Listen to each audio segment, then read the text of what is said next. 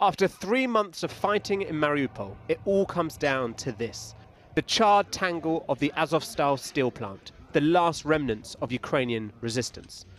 Footage released today by the Russian-backed separatists in Donetsk showed their relentless bombing of the plant. Де тривають важкі кровопролитні бої. Оборонці міста вже 71 день б'ються сам на сам з переважаючими силами противника.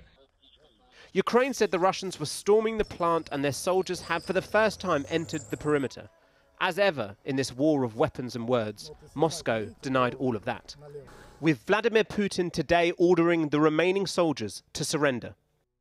Somehow, life still emerges from underneath. Yesterday, 344 citizens were evacuated from the city, with President Zelensky saying they had all safely arrived overnight in Zaporizhia. A 3-day ceasefire to allow more to leave was meant to begin today, with both sides accusing the other of not keeping their promises. But just fleeing isn't safety, because other cities aren't far off becoming the next Mariupol. Just ask Lyudmila in Kramatorsk, in another part of Ukrainian-held Donbass. At least 25 civilians were wounded after shelling in this city. They sweep away the shrapnel, but the scars and the shock remains. Я уже, естественно, не спала, встала, и в этот момент я зашла в туалет и посыпалась. А муж просто приоткрыл окно чуть-чуть, и нам крупно повезло, у нас одна створка, потому что мы, видно, открыли, и оно, может, взрывная волна. Kyiv today said it crucially needed multiple launch rocket systems to defend against these types of Russian missile attacks. As the Ukrainians await more Western equipment, the Russians have been targeting the country's infrastructure to stop or slow down any such deliveries. And despite persistent attacks, the Russians are stuck on the eastern front, making no major headway in recent days. Even Putin's cheerleader-in-chief in this so-called special operation, Belarus's Alexander Lukashenko, admitted this wasn't following the Kremlin's script. Если честно, я не думал, что эта операция затянется таким образом. Но я не настолько погружен в эту проблему, чтобы сказать, по плану там у них идет у россиян, как они говорят, или так, как я это ощущаю. Я еще раз подчеркиваю, я это ощущаю так, что операция эта затянулась. Preparations for Moscow's big Victory Day parade next week, when Russia marks the end of World War II, or what they call the Great Patriotic War. Vladimir Putin will hope to shift the narrative to Russia's might. Today they said they had practiced simulated nuclear-capable missile strikes in the Baltic Sea. For Monday's parade, they've been practicing both day and night in Red Square. All these soldiers' gazes are fixed to the west, not just towards the Kremlin walls where inside Putin plots, but to Ukraine's front line, because Putin needs something to show off to his public come Victory Day. And the question is, what does victory look like? Well, our international editor, Lindsay Hilson, joins us now from Pokrovsk in the eastern Donetsk region. Lindsay, tell us about the situation on the ground where you are. Well, the situation on the ground, Matt, doesn't look much like victory for the Russians at the moment.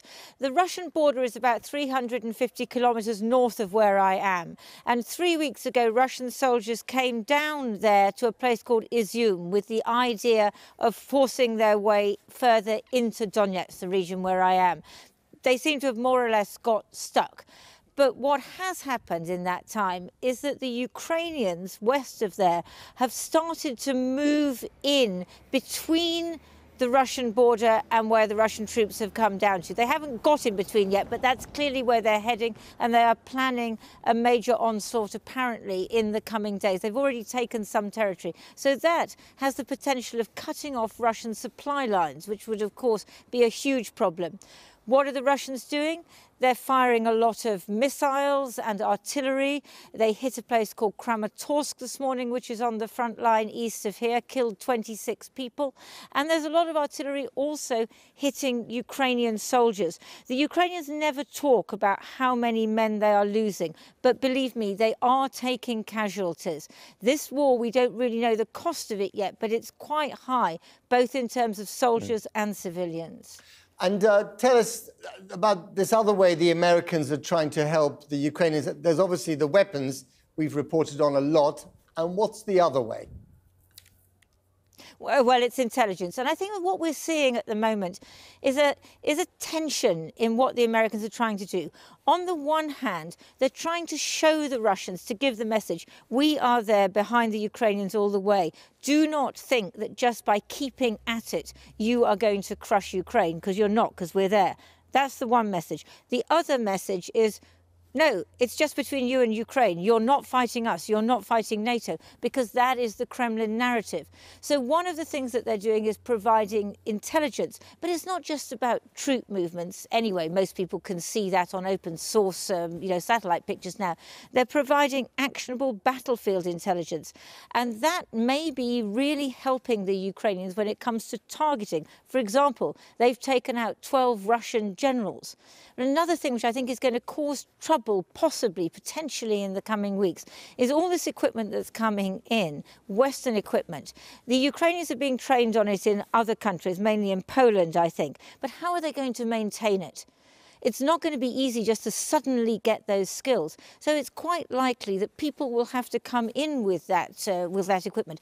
Those people are likely to be American contractors. Those are usually former American military now working for private companies. Remember, we saw them all over Afghanistan and Iraq, big blokes from Texas who were no longer in the military. What are the Russians going to think those are? Are they going to think that they're just working purely for the Ukrainian government? Or are they going to see that, again, as American NATO involvement? I think that this is going to be causing some worries in other NATO capitals.